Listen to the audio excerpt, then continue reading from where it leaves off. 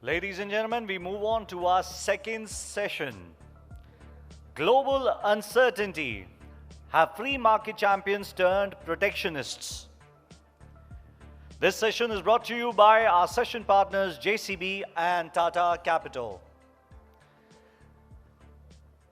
Ladies and gentlemen, please join me in welcoming our chief guest, Ms. Nirmala Sitharaman, Honorable Minister of State, Ministry of Commerce and Industry. Can we have a round of applause? Joining her on stage are our esteemed group of panelists for this session, Mr. Montek Singh Ahluwalia, former Deputy Chairman, Planning Commission, Mr. Bhaskar Pramanik, Chairman, Microsoft India, Mr. TV Mohandas Pai, Chairman, Manipal Global Education. Can we have a much bigger round of applause? Come on.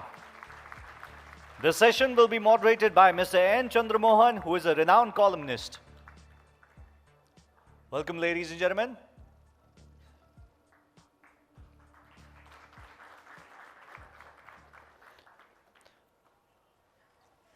Over to Mr. Mohan.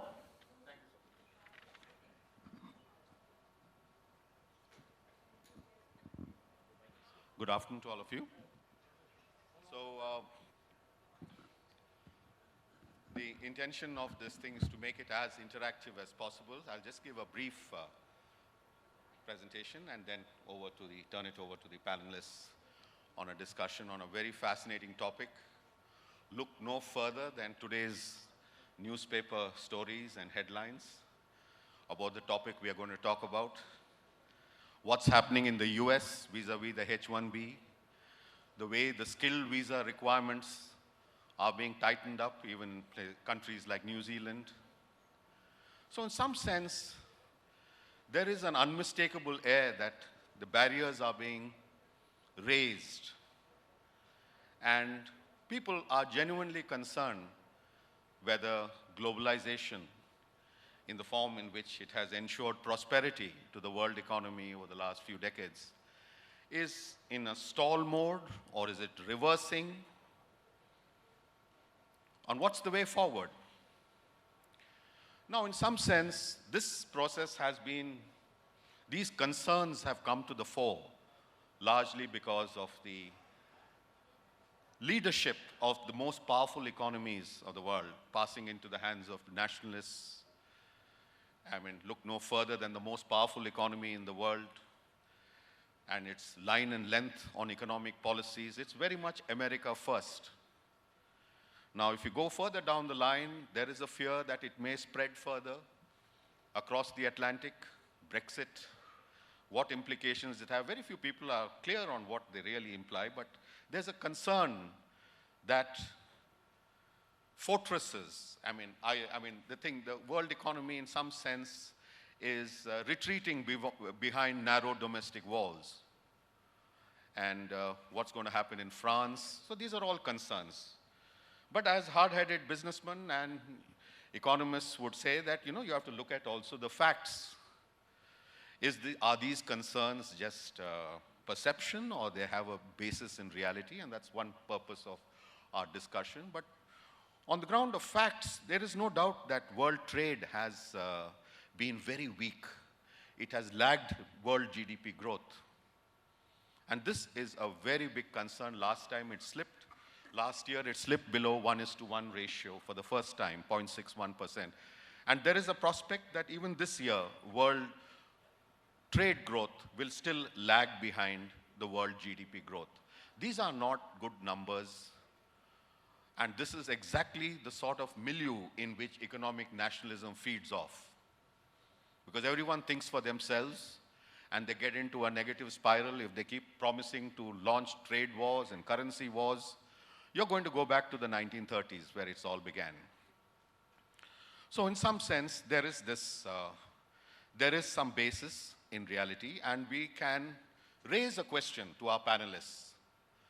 Is the slowdown in global trade structural, or is it just cyclical?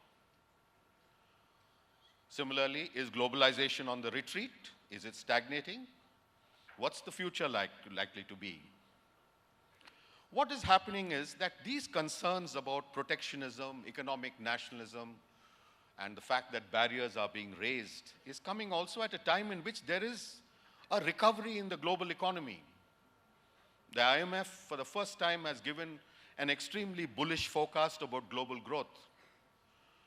Further down, I mean, why talk about global growth? I mean, there is a revival of trade as well. For all the talk about world trade growth lagging behind world growth, India is experiencing an export boom. The last two data releases indicate that we are having growth of 25% in dollar terms.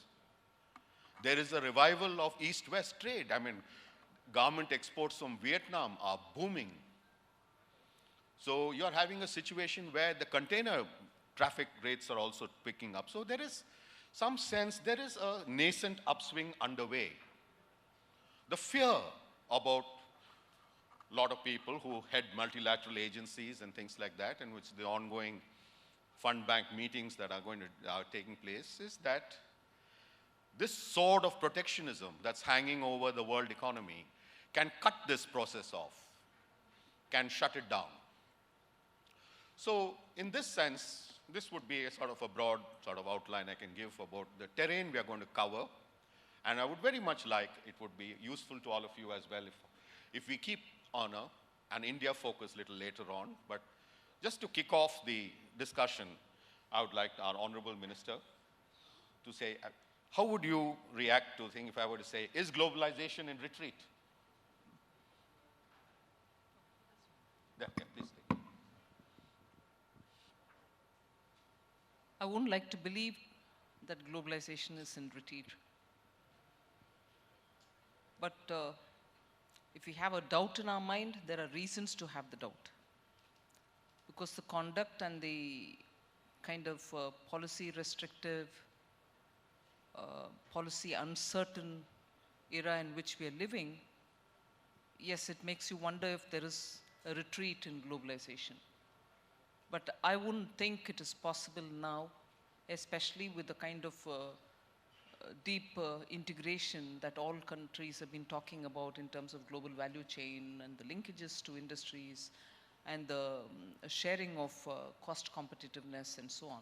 So it can't be a retreat, but of course there are reasons to believe that it is slowed down, it's halting, and there are enough reasons to see measures that are coming out from countries which are till now unpredictable measures. And there are also enough efforts going on to challenge and question these measures which are being raised by countries, saying how could this be consistent with the multilateral understanding that we have on trade. So even as measures, newer steps, newer non-tariff measures are coming up, there are also equally several challenges which are being posed or questions that are being raised. So it is a time of churn. That churn itself tells you that there is no implicit acceptance of the retreat of globalization. And therefore, I would think the churn is for good, because it can't also be denied that wealth which was created because of the global value chain advantage that several multinational corporations had, the wealth probably in many countries, inclusive of the United States, possibly even in UK, wealth did not get so equitably distributed. It got confined in a very small section of the population, and as a result you have this pushback. And I would therefore think there are enough reasons for us to believe that there is a churn. Obviously, there are questions being asked, there are challenges being posed, but it's not in retreat. Thank you. Mr. Pai, what do you like? Well, I would look at the political aspect first. For the last 15 years, the political narrative, which is for globalization, which is for open borders, is now under attack. And for a very important reason, the political leaders who have this narrative have over-intellectualized their narrative, and they become distant from the people they seek to represent. I mean, Hillary Clinton made the statement about deplorables, which just shows where she stands, because the people in the US and in Europe have not seen rise in the income for nearly 15 years. They're seeing the loss of jobs because of automation. A young person today has a 20% probability of having his parents' income, whereas it was 70% probability 10 years ago. And with good jobs going away because of automation, we are seeing a lack of enthusiasm for globalization. Then we're also seeing the aging of societies in Europe. We're seeing the aging of societies in the United States. We're seeing a demographic change there in the United States with more non-white babies being born, a black president. So entire political narrative in those parts of the world were out of touch with reality. And I think this people's pain is now manifesting itself in a new narrative to a Trump or a Le Pen or Brexit or possibly an Abe, and even in India, where people are saying, put us first as citizens and forget about the world. We could take care of the world first. We are in pain. That's number one. Second thing, which is another important thing for this to be in retreat, is the excesses of the banking global financial crisis. Now, we are not seeing the people who did that being punished, whereas the people who lost jobs and the taxpayers have paid for it. So we've seen this capture of world politics by a set of people, the Davos man, who unfortunately... The global elites. Yeah, the global elites. And I think the anger after that is still very dominant. So I would say that right now is very shaky. Globalization is in retreat in many parts of the world. A new narrative has come up, and we have to wait and see. And in all this technological disruption, to my mind, I'm sure Bhaskar will speak about it, is the biggest change agent. And last point, the world GDP today is $75 trillion. The OECD is about 40, emerging markets is 35. By 2020, the emerging markets will overtake the OECD GDP. And it means what happened 200 years ago when Europe overtook Asia is happening by 2020. And when it happens by 2020, we will see a greater impact because growth will be in the emerging markets. These countries are not growing very fast. They're not grown for the last many years. And this transition is going to create pain because they're leaving off the existing stock of wealth. But the new flow of trade and wealth has diminished. So I think it's a challenge. Mr. Ahluwalia, is it some of the rhetoric of the Trump thing has been very almost promising, a lot of things, but the actual conduct of it has been pretty much more sober.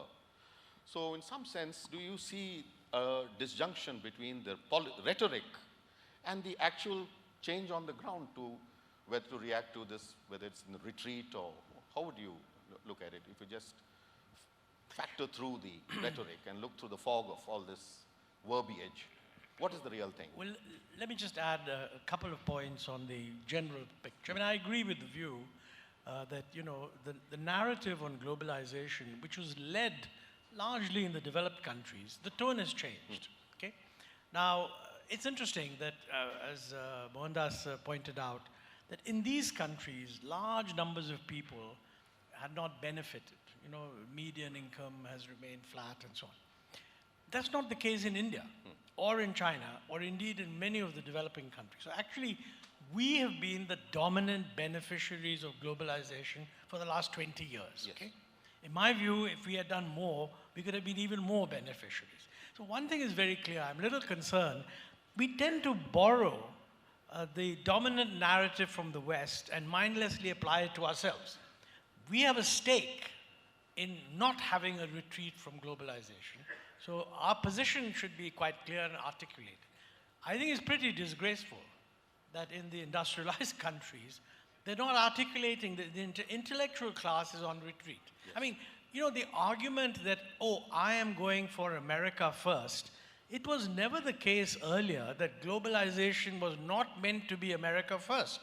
The argument then was that globalization is good for America. Yes.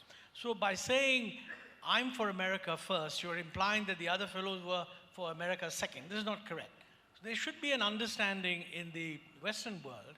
What do they want their policies to be? And my guess, as you say, that when the heat of the election campaign is over, institutional pressures will surface, some moderation will take place. But in the near future, I think we have to accept that a further advance in globalization and opening up is unlikely. But I would agree with the view that the proposition that is all over now, and we're going to see a huge reversal, this may not actually take place. Now, we need to decide what is good for us in this world. In that we should always be India first. So what does India first actually imply? Now, what I think Mohandas has pointed out is very important, that, within a few years, the developing countries are going to be the dominant part of the world economy. Yes. And we happen to be in Asia, which is actually the one that's benefiting the most. So to my mind, we should be looking at what's happening in Asia and make sure that we are part of what is clearly the most prosperous part of the world. And we should evolve our policies on that basis. But there are going to be uncertainties, because once the narrative shifts away from a Western-led drive to something which the developing countries all will be working on together, I mean, we each have things to offer, but we need to see how we can negotiate a good deal for us. They must be aware of the fact, too, that the growth rate in the industrialized countries is going to be much less, whereas the growth rate in these countries is going to be much larger. So how do we translate that into policies? That's the real issue that we should focus on. Thank you. Mr. Pramanik, just to take it at a broader level, in a sense that we are talking about the world of goods and services and things, you come from the tech world. All the pessimistic prognosis of globalization and retreat doesn't seem necessarily to follow for the world of the digital globalization. In fact, cross-border movements of data are surging like never before and contributing more to global output than perhaps even trade in goods. So in some sense, globalization may have morphed into a digital form, is one view. It's also being expressed.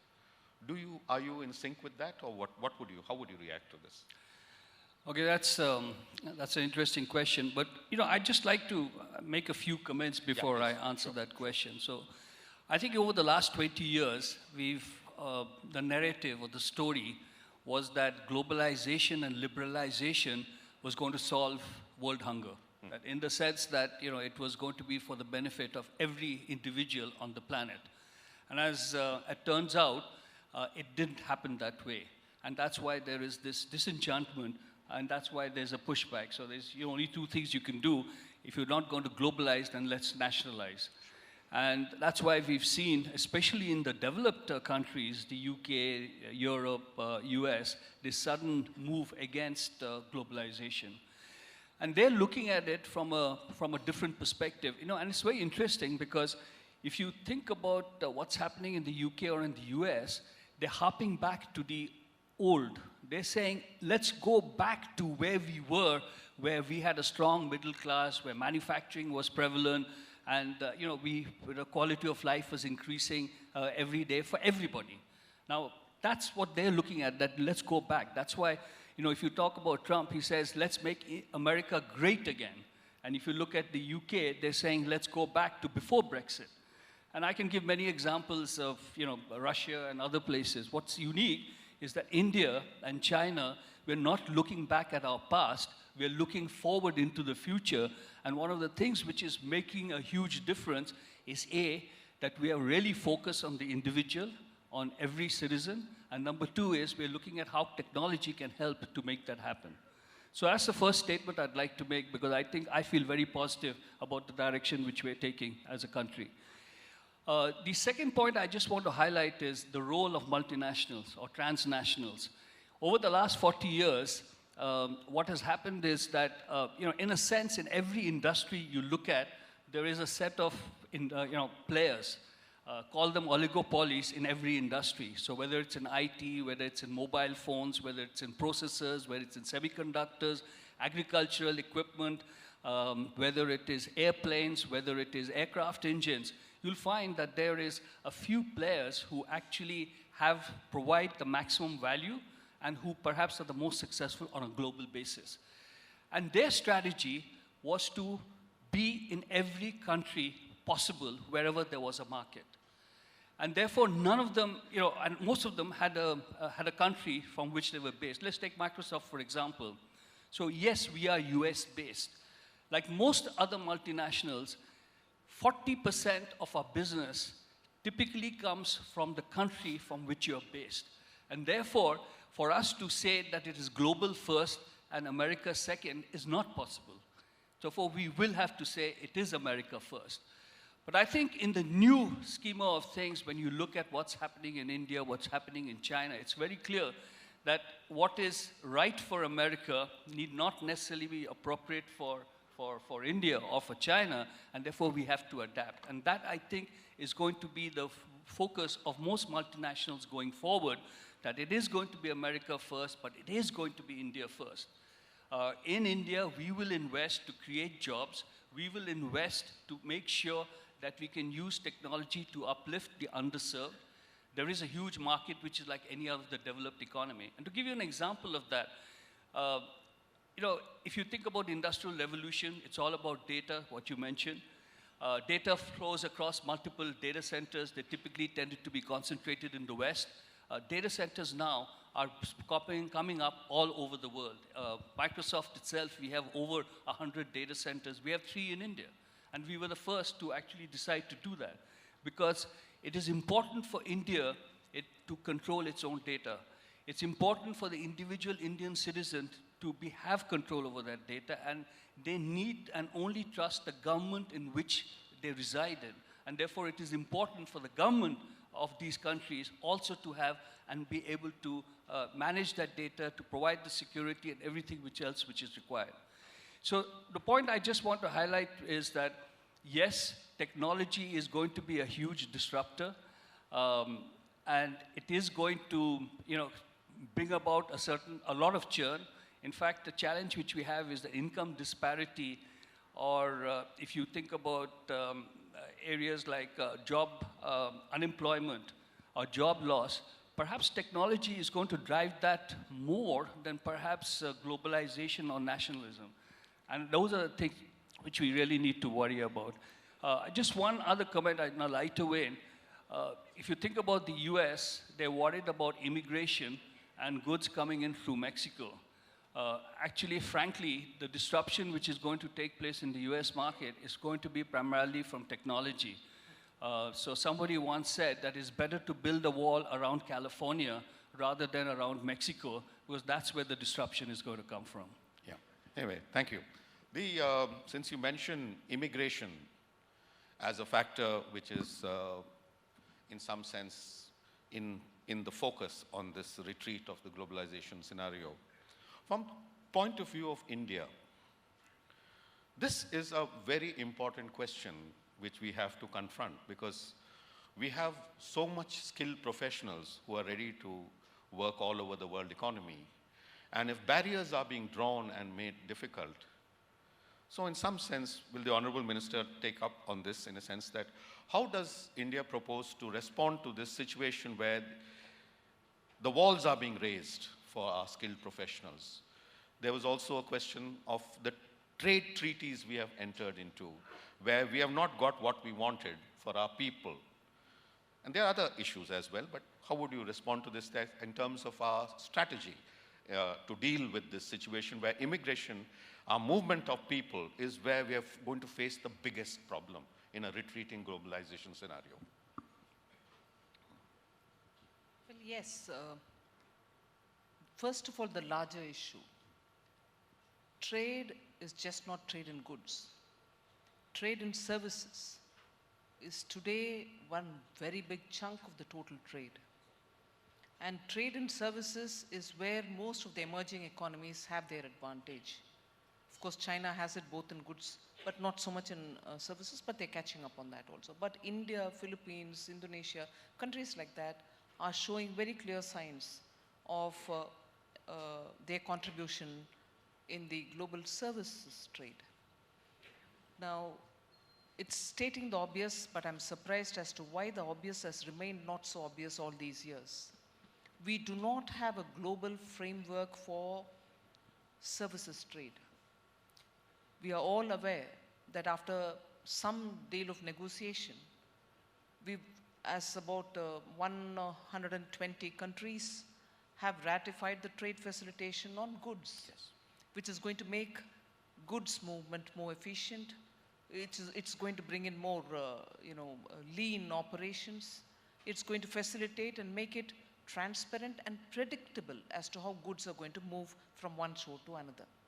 And countries are going to be helped, those who can't afford to put the money in order to facilitate the process. We are going to bring in transparency, bring in digitization, and so on. Now, if that's available for trading in goods, no such a thing is available for trading in services. And that is one of the reasons why we have gone with a paper, and that's now moving fairly fast. I must thank the WTO for it, the trade facilitation on services. Yes. And in that, the first concept paper, and then a legally vetted paper, and then now we've asked for a special session to discuss as to why trade facilitation in services cannot be formalized. Now, why do we need that? And therefore, I want to stretch that question to say, in today's context, when US or the UK or Australia, soon followed also by New Zealand, when restrictions, these are countries which have stated it out, and many are not even stating it out. Restrictions are being imposed on services trade, movement of persons, professionals who you need from one place to another, and these professionals, unlike the migrants, and I'm sorry for this comparison, I protest this comparison wherever I go, the comparison being made for asylum-seeking migrants to be equated with high-level professionals who go for a particular project and who return and again obtain a visa to go again to complete a different project, whether to the same shore or anywhere else. So this false equivalence which is being brought to manage numbers is just a smoke screen behind which many countries do realize that they're going to have to depend on the services trade. Many of the manufacturing sectors have themselves now become, because of the use of technology and digitization, become dependent on services. Yes. And as a result, they are now wary that with the kind of dividend that countries, emerging economies have, both in number of people and also trained people, professionally qualified people, being able to serve that, and the investment in these developed countries. Yes. In the last 2 or 3 decades, having not been going to create such professionals, is now being used as an argument saying you're taking away our jobs, which is not true at all. You don't have such personnel. And there is a classic example of UK charging us an extra fee even as you apply for the visa for training people to have the same job filled by their own nationals who they have not trained with their own money. So you're being punished, you're being charged, you're being unfairly asked to pay to train people who emerging economies did with their own budget. Yes. So such measures are all being raised, and therefore now increasingly we are approaching bodies like the WTO to question such practices in the service sector. Now, many of the countries have given their commitments to the WTO. For instance, in the H-1B visa case, the US has committed a certain number, even in the WTO, and therefore we can question them if they don't stick to those numbers. Whereas countries like UK have not given a commitment to the WTO. So in the services, the debate is really, really very skewed, and therefore their treatment of countries like India is at their own, I don't want to say whims and fancies, but that's exactly what I want to say too. So that kind of a discretionary use of measures to control movement of personnel or service sector from benefiting is hurting them as much as hurting us temporarily. We may have to look at our business modules and then change our approach, but that's to say temporary blips will have to be faced. But then eventually aging societies, whether it is the US, UK, or many of the saturated economies of the European countries or Japan, all need services from these emerging countries. And we will be talking about it. The finance minister is there in the US from today. He'll be taking it up. The PM will be taking it up. But the absence of a global framework through a multilateral body is clearly felt. Thank you. Yeah. Mr. Pai, taking off from Honorable Minister saying that you're having a situation of aging societies there, and we have a predominantly young population here, demographic dividend and things like that. And here, the current retreat of globalization is shutting out a natural equilibrating factor of freer movement of people. So how would you? Look, there's a fundamental change in manufacturing and services that's happening which world leaders have probably not grasped. Manufacturing earlier meant to set up factory in India, China, produce and sell it back to the US or Europe. Now that is going back to the US as a part of automation where they're setting up entire factories run by robots. Adidas removed its shoe factory from Southeast Asia and China, taken back to Germany, but no jobs are going to be created in Germany. Now, all this shift of manufacturing jobs is going back, except the locals are not going to be employed, robots are going to be employed. So we're seeing a shift in manufacturing. Services earlier meant that people went from country A to country B and provided services. But in the last 10 years, because of digitization and the telecom revolution, services meant that services are provided from another country electronically through networks. So there is not much movement of people. There's only a little bit of movement of people. And because a lot of the job which could be done in the home country has gone away to be done remotely because of telecom revolution and cheaper telecom links, people are not seeing the understanding what services trade is all about. And like the minister said, in services, many of the leaders are mistaking immigration with services. In services, countries like India will have people going to the US or Europe or Australia, doing work for a project for 3 months, 4 months, coming back. Now, there's no visa for that. There's only a H-1B visa, which gives you a right to stay for 3 years and to work in the United States and get renewed for another 3 years. And they classify that as an immigration visa, whereas we want a project visa, where the minister has given a paper and she's fighting for it. Now, the world changes to a project visa. This issue of immigration can be decoupled from the work and the services. For example, you get American lawyers coming to Bangalore, you get UK lawyers coming to Bangalore, they're coming to Delhi, they do work and they go away. They come on a business visa, which is illegal. You can't do work on that and bill on that. But there's no such visa for people in IT or other places to do. Even doctors come here for consultations from the UK. And they don't come on a business visa, they come on a tourist visa, they do an operation, take money and go. But that's illegal. Yeah. So the world doesn't have a short-term visa. So I think what we need is a definition of services, understand the project work, create a new classification of visas, and understand that the work is moving from those countries to other countries where services can be done, and India is a major beneficiary, and is not going to come back. Now, whatever wall Trump does, we're going to have increased automation, increased outflow of jobs, because like the minister said again, America or the UK or Europe have not trained the young people in STEM, excluding Germany. Yes. Only Germany has done that, and Japan doesn't have young people. Now, you spoke about demographic dividend. There is no demographic dividend in India. There are 10 crore unemployed age group of 21 to 35. In the next year, they're going to be 10 crore. We are in the midst of a disaster. But whatever we produce, that's adequate to serve the world because of digitization. So I think we need to get into new definitions. Mr. Ahluwalia, could you also mentioned in your earlier interjection about the need to look towards Asia as a sort of this thing. In the light of the Honorable Minister's comments and Mr. Pai's thing about all services and things, this is one area where we have not necessarily come up trumps, rather, pun unintended. So whether we have our ASEAN FTA or even RCEP, our hardline position, our engagement with Asia is very tentative. Well, I think that's certainly been true in the past, though it has been increasing over the past several years. My point was that we need to take a much more proactive look. Yes. Because this is the part of the world that's going to grow. I think all the issues that have been raised are valid. It's not a very simple thing. We need to be constructive. Like, for example, distinguishing between what are neo-immigrant visas and visibly short-term visas. Maybe when we talk to our Asian neighbors, we need to sort of bring this into the debate. But we have to sort of keep that engagement going in a constructive way. It's not going to be easy because there's no obvious template that we have to follow. But this is the other side of the coin of becoming, if you like, the dominant impulses on the growth side. We have to look at each other's concerns and see what we can do and work with. Absolutely.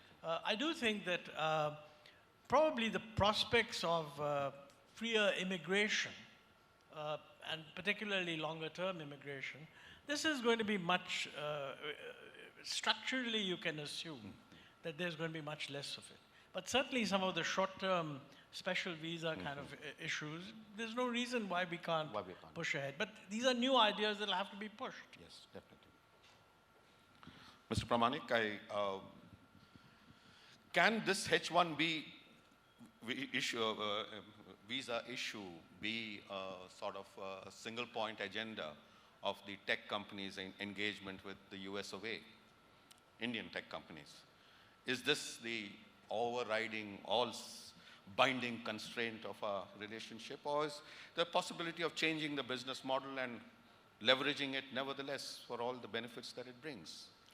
So the, excuse me. So the good news is that I don't think the Indian IT industry has stood still.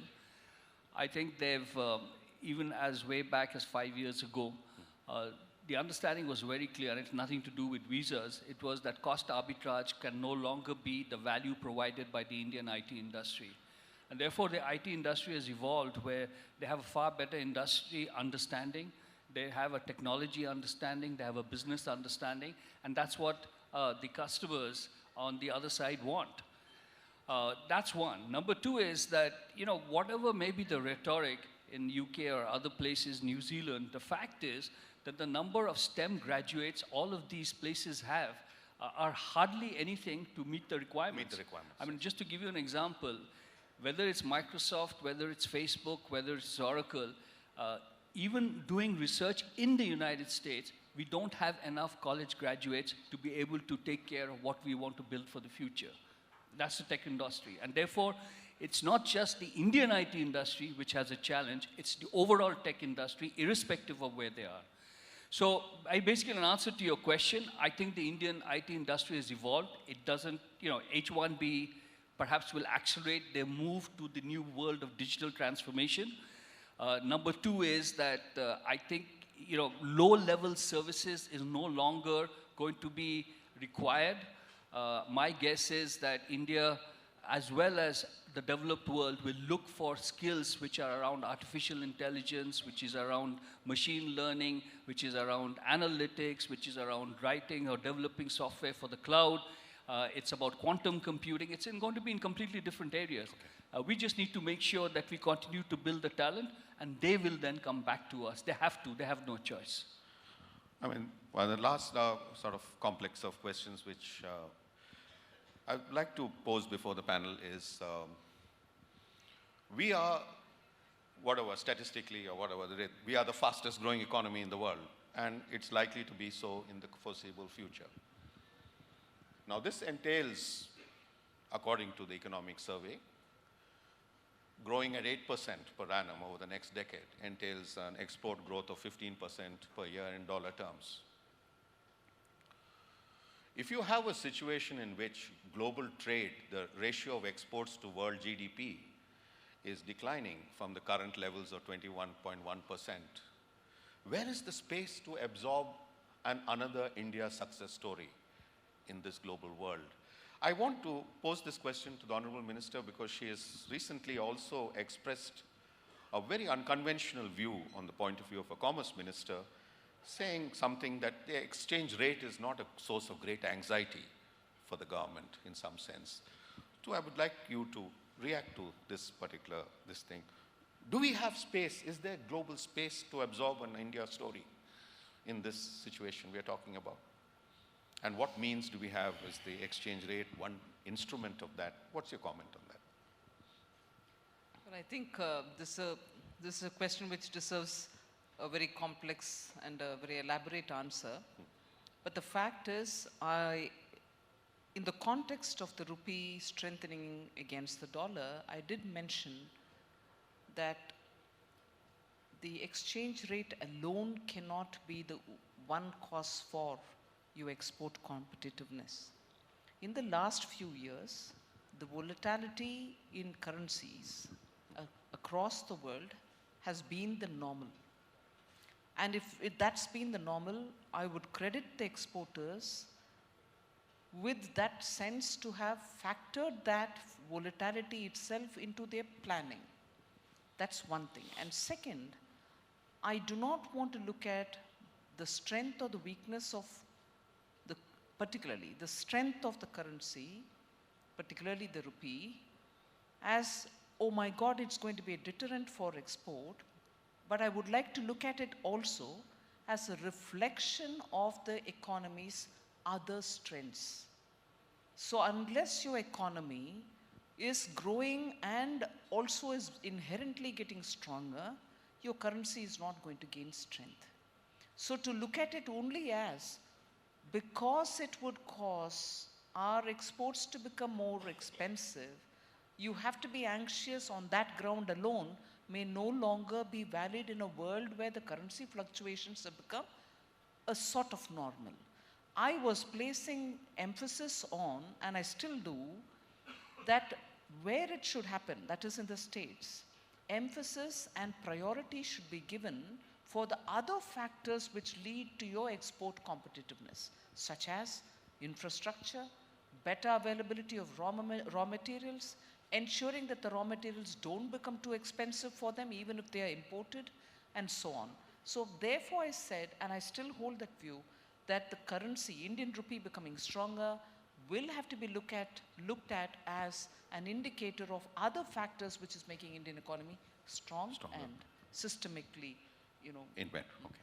I think we have run out of time, unfortunately, as all good things must end.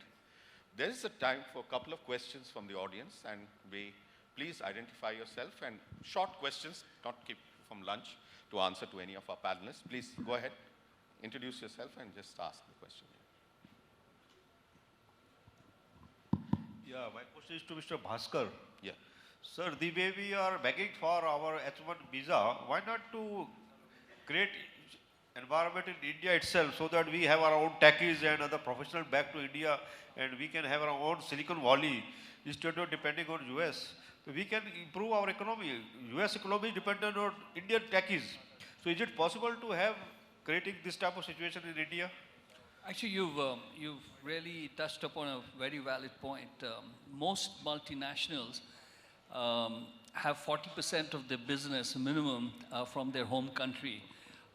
In the case of the Indian IT industry, that it's a very small portion of the business actually come in India. And given the size of the Indian IT market, that is something which they are all reconsidering. So you're absolutely correct.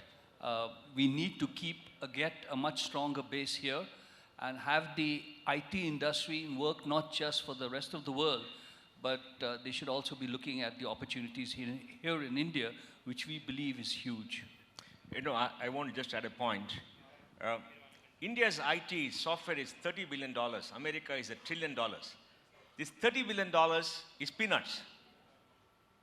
$1 trillion in America, $600 billion in Europe, $1.6 trillion. Now, if you want to tackle this market, this 30 billion to become 500 billion will take you 15 years. So nobody is spending. And like Bhaskar said, I want to give one data point. The Indian IT industry has got exports of $115 billion this year. A street value in America of $200 billion is one of the very few or only industry in the world where it gets 3 to 4% of revenues from the local market where it is situated, but dominates the global market. Show me any industry in the world which dominates the global market without a local market, and it's happened in India. It's a wonder.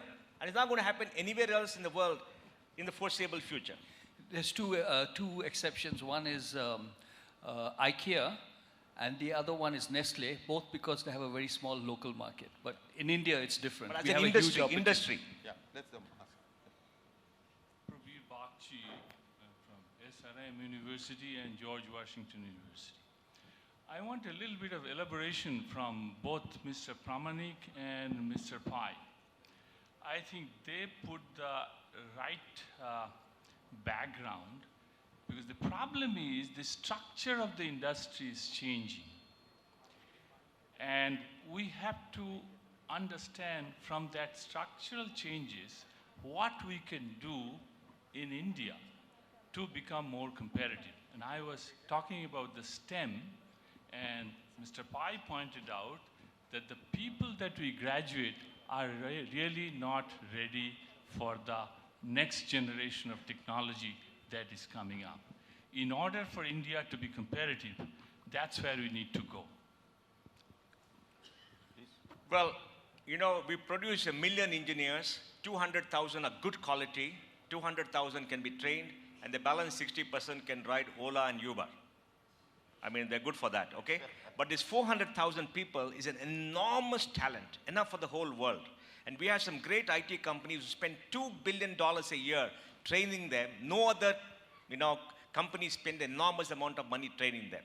But we have an education system which is 10 years behind, captured by the academics, captured by regulators in Delhi, along with the political leaders, and in a state of comatose state, which is not releasing the talent required.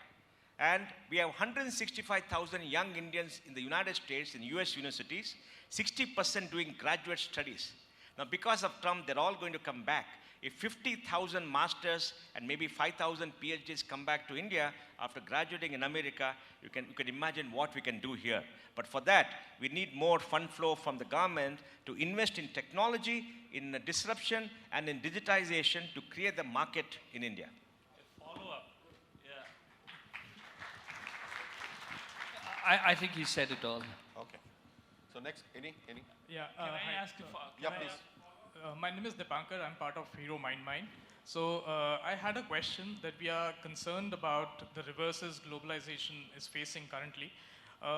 But if we were to look at some of the large MNCs or transnational companies, as Mr. Pramanik said, they are American only by virtue of the geographical location of their head offices, because their revenues from America are dwindling as compared to the revenue they are getting from the distribution and consumption of their products and services from rest of the world. So that is a phenomena which is irreversible. So it is easy to perhaps have a counter narrative to the narrative currently that globalization is dwindling if organizations like NASSCOM, FICCI, ASSOCHAM, and maybe the Indian government put across these points that it's practically reversible now, also because of the cost structure of goods and services globally. Because a lot of things like Mr. Pai and Mr. Pramanik said, that you have digitized, you have remote delivery of systems and automation. So this is probably the last breath of the ancient regime trying to sustain a world which is collapsing all over. So I think the narrative of anti-globalization is very weak, and there could actually be a counter-narrative to that. That's a nice comment, actually. It's more than a question, no? Thank you. We agree with you. Thank you. So I think it's we are hopelessly running out of time. And last question? Yeah, please. Yeah, please. Yeah. A woman should ask a question. A woman should ask a question. Okay, let there be some gender diversity. Yeah. Let a question come from the lady. Yes, is there, please?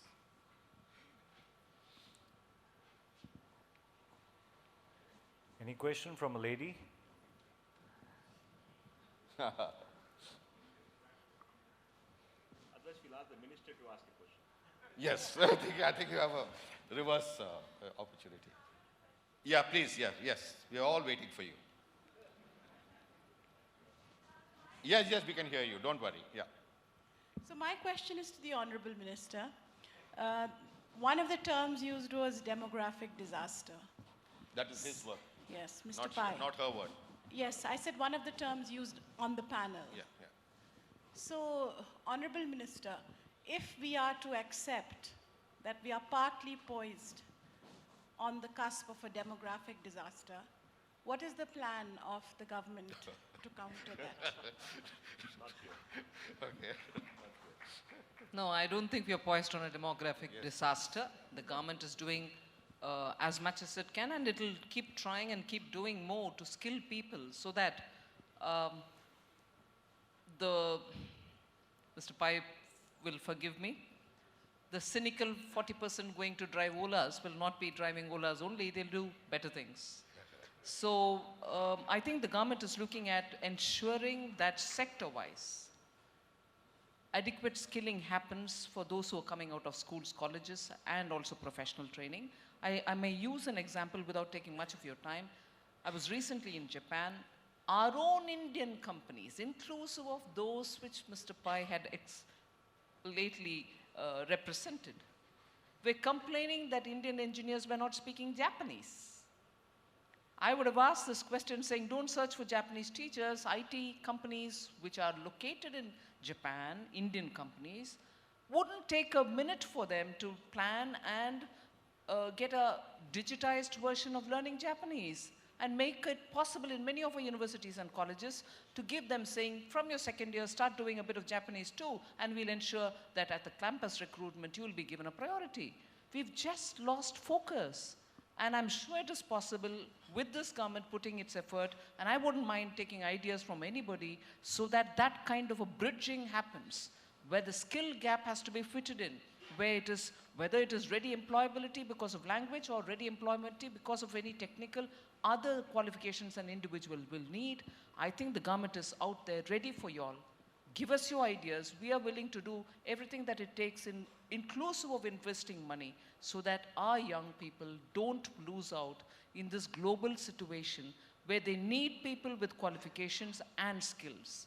We are giving them qualifications, but not just to end up for a default job, but we will give them additional things which are required for, getting into that layer in which they aspire to be. I think the session draws to a close now, and please join me in giving a warm applause to our panelists who are doing our best. Guys, we can do much better. Let's have a much bigger round of applause. This was very informative as a session. Ladies and gentlemen, we move on towards the polling. If you can put your mobile phones on the table and pick up the voting pads.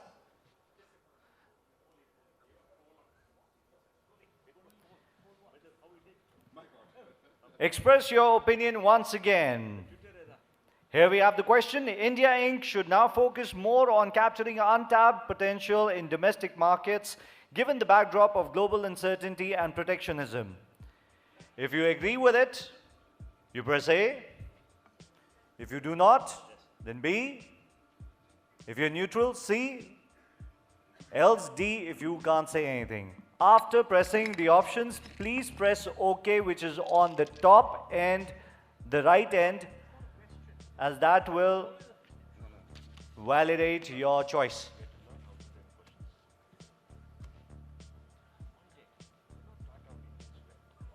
"15 seconds is what you have.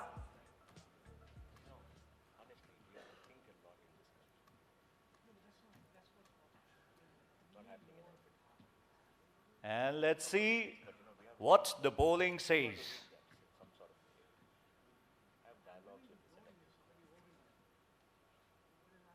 There you go. For the yeses, 75%, so that's quite a majority. Can we have a round of applause for that?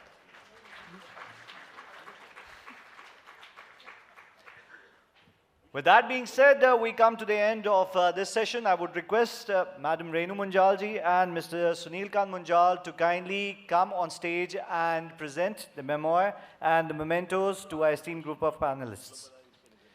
First and foremost, to the Honorable Minister, Ms. Nirmala Sitharaman. Can we have a round of applause for ma'am? Thank you, ma'am, for taking out your precious time and being a part of this summit.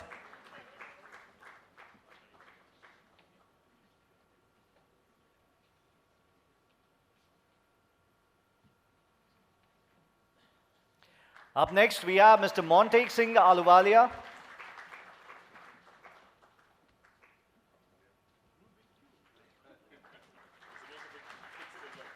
Mr. Bhaskar Pramanik. The round of applause can pretty much continue. Mr. T.V. Mohandas Pai.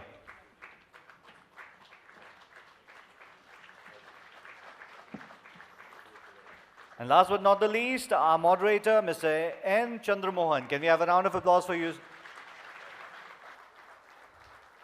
Ladies and gentlemen, one of the greatest yogis has said, the moment you keep on clapping, your blood pressure stays intact. So that's what is needed.